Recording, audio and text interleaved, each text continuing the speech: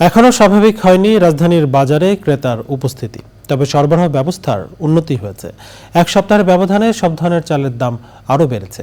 মোটা চালের দাম বেড়েছে সবচেয়ে বেশি, কেজিতে 5 থেকে 6 টাকা।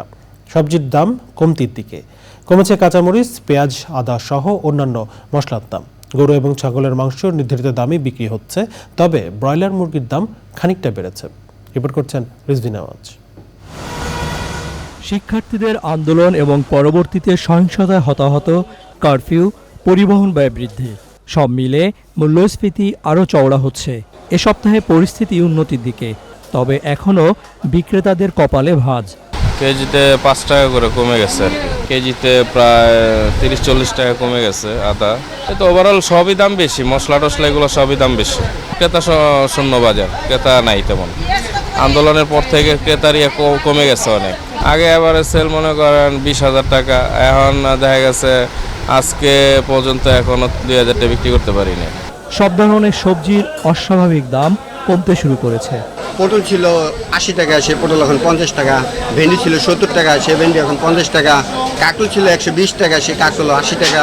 বেগুন ছিল 120 টাকা, 100 টাকা, সে বেগুন এখন 80 টাকা। কাঁচামরিচ ছিল 400 টাকা, 300 টাকা, সে কাঁচামরিচ এখন 100 টাকা, 180 টাকা থেকে 200 টাকা।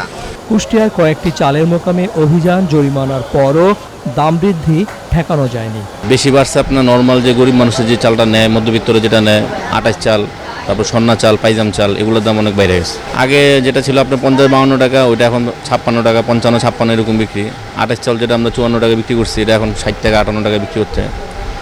মিনিকেট চালের দাম আগে ছিল 68-70, এখন 72-75 পর্যন্ত চলে গেছে।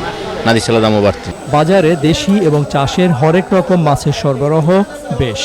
ব্রয়লার মুরগি বিক্রি হচ্ছে 190 টাকা কেজি দরে। দেশি মুরগি 550, সোনালী মুরগি 280। গরুর মাংস 780 টাকা কেজি আর খাসি 1000 থেকে 1100 টাকা। ডিমের ডজন বিক্রি হচ্ছে 150 টাকায়।